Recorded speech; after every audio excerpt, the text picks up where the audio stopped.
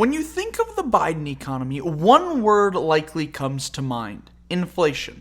Perhaps even Bidenflation if you're feeling zesty. But how bad was inflation under President Biden, and how was the economy as a whole for that matter? That's what we're going to try to answer today with 5 graphs showing 5 key macroeconomic indicators.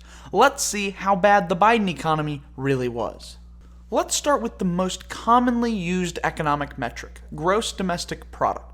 Gross domestic product, or GDP as it's commonly known. Wait, hang on. This isn't government class. Just a second. Alright, that's better. GDP measures the entire size of the economy of a country. How this is done in practice is rather complicated, but it basically comes down to this equation. You add up consumer spending, investment, government expenditures, and net exports. Here's the graph showing how GDP did over the course of President Biden's term. This is real GDP, which means it adjusts for inflation.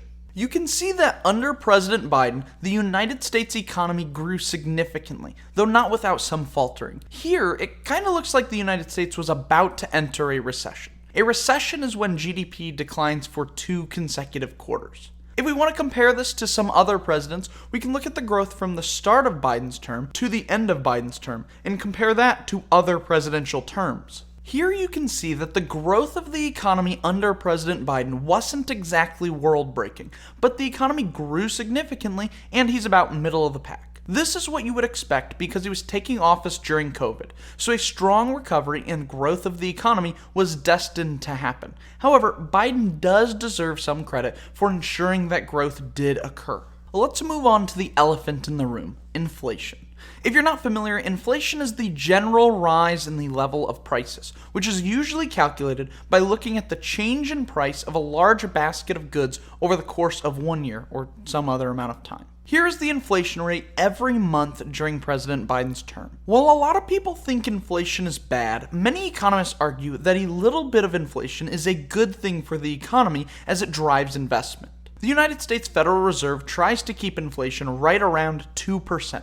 Early on in Biden's term, inflation got way out of control, and we saw a peak of 9% inflation during 2021. If we compare that with the peak inflation rate of each of the 3 previous presidents, we can see that this was the highest inflation rate in a very long time.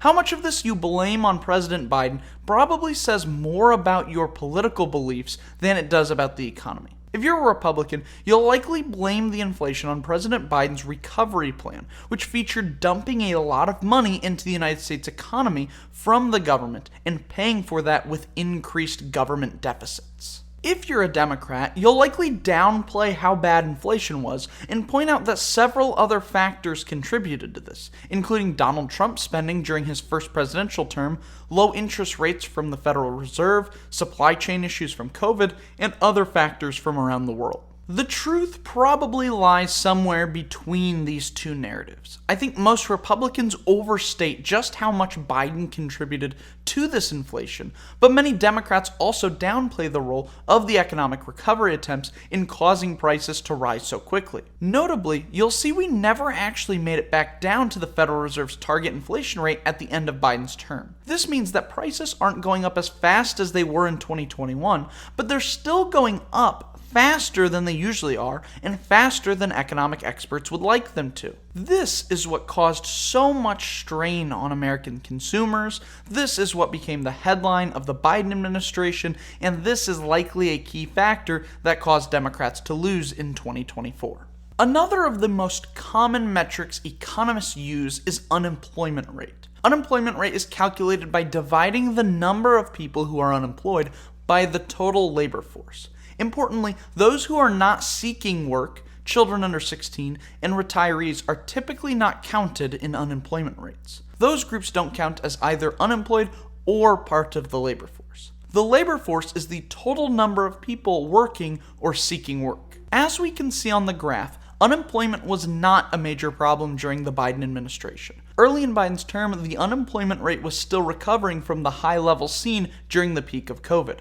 However, it did not take long to reach the low levels of sub 4% unemployment that we had seen under the Trump administration prior to the pandemic. These numbers, which occurred under both Biden and Trump, are actually lower than we had seen through much of the previous several decades. Less commonly used by economists, and more commonly used by TV commentators, is the overall value of the US stock market. This is usually measured through one metric, the S&P 500. The S&P 500 measures the value of the stocks of 500 of America's biggest companies. Those who have larger companies with more stock value will take up larger percentages of the S&P 500.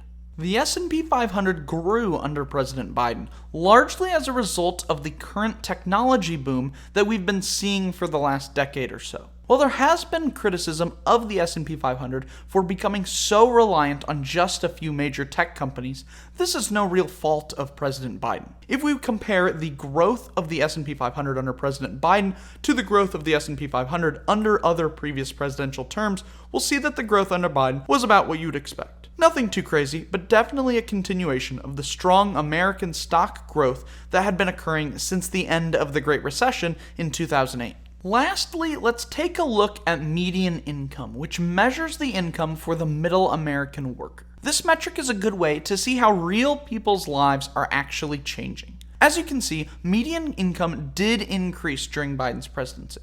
However, when we adjust for inflation, we can see that incomes basically didn't change during these 4 years. This explains why so many people felt like it was getting more and more difficult to advance economically and were willing to vote Trump back in office. So what does all of this mean?